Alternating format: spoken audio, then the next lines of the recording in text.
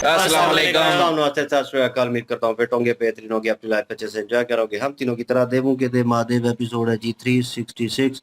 Second part है। Like share subscribe कर दो। स्ट्रेट चलते हैं वीडियो की तरफ। फिल्म का नाम है Rana Mohammad Ali. Mohammad Samir Khokhar. Malik Sakhtar Iqbal. So guys let's start.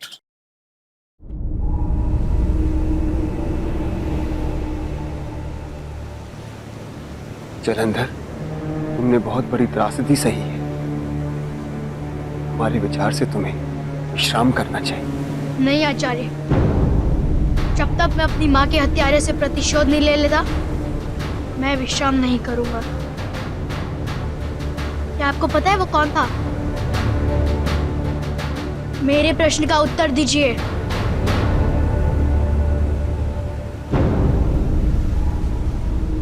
तुम्हारा लक्ष्य वो है।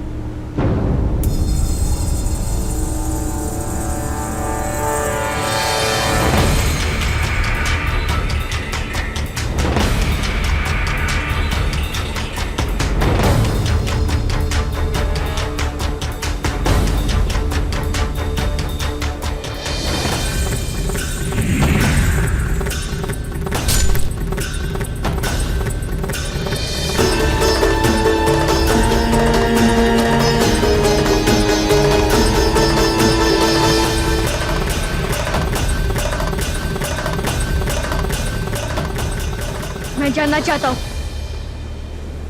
वो कौन था जिसने मेरी माँ की हत्या की है।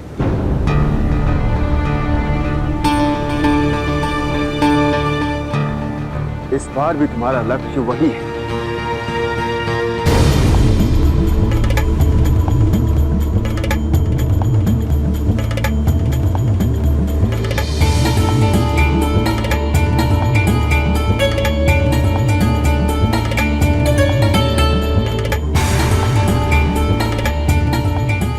तुम्हारी मां की हत्या भी एक ऐसे ही भाले से की गई थी।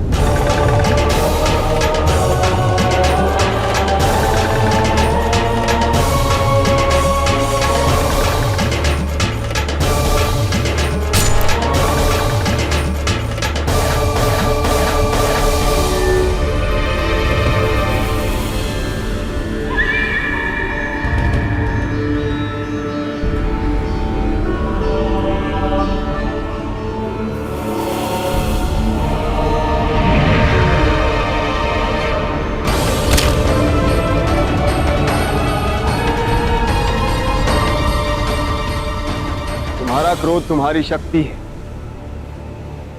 किंतु यही क्रोध तुम्हें अशक्त भी बनाता है। यदि क्रोध तुम्हें नियंत्रित करेगा तो तुम कभी भी सफल नहीं हो सकते। प्रतिशोध हेतु हत्यारे का नाम जानने से पूर्व आवश्यक है कि तुम अपने क्रोध पर विजय पाओ, उसे नियंत्रित करना सीखो।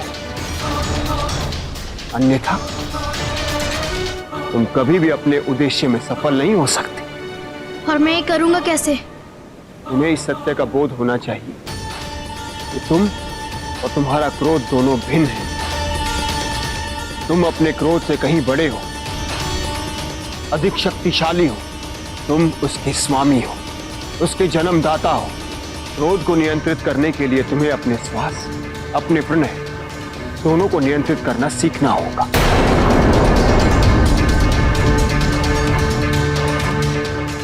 रात बहुत हो चुकी है, अब तुम्हें विश्राम करना चाहिए। कल प्रातः ही तुम्हें जलवास करना होगा। तुम जल में तब तक स्थित रहो जब तक अपने श्वास प्रश्वास पर नियंत्रण करना नहीं सीख जाते, और फिर तुम्हें ज्ञात होगा कि अपने क्रोध को अपना अस्त्र कैसे बनाया जा सकता है। चलो।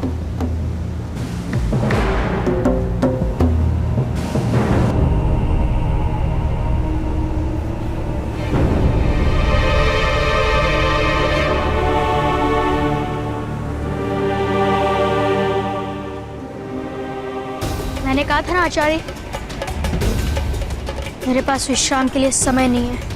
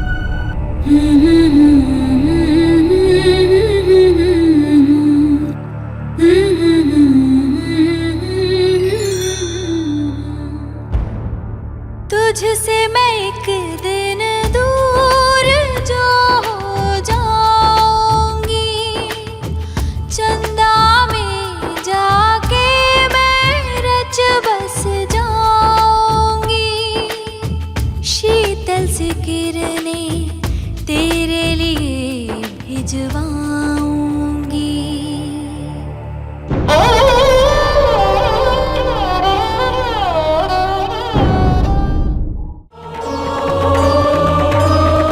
कितना समय बीत चुका है। माँ को इतनी पीड़ा में देख के भी पिताजी उनकी बात नहीं मान रहे हैं। अब मुझे ही उनसे बात करनी होगी।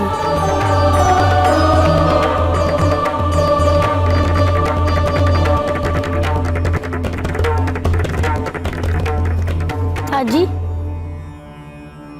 माँ के पास तो 10 महाविद्याएं भी नहीं हैं। इस समय वो एक साधारण स्त्री हैं।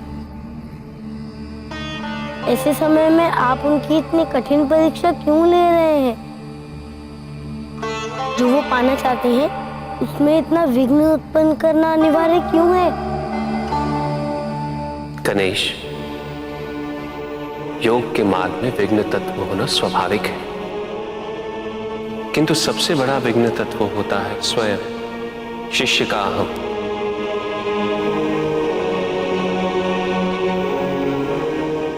कठिनाइयों का सामना करते करते एक समय ऐसा आएगा जब उनकी सहन शक्ति चरम सीमा पर पहुंच जाएगी।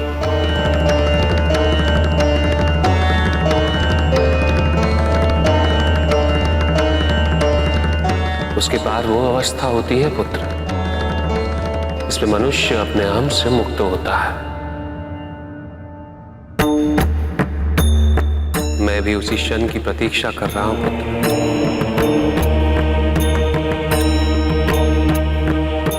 जिस क्षण पार्वती अपनी शक्तियां व्यय कर देगी, उसी क्षण उसे मेरी शक्तियां प्राप्त होंगी।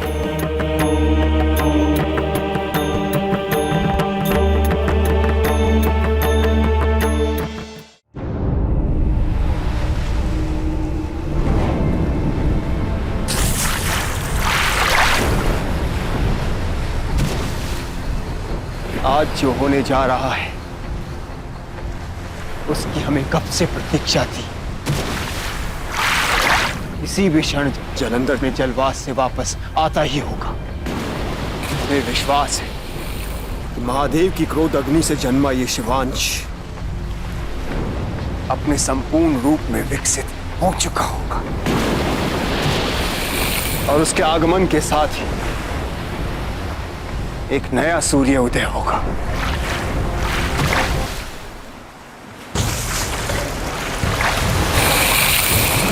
जो असुरों के जीवन में फैले अंधकार को दूर कर देगा।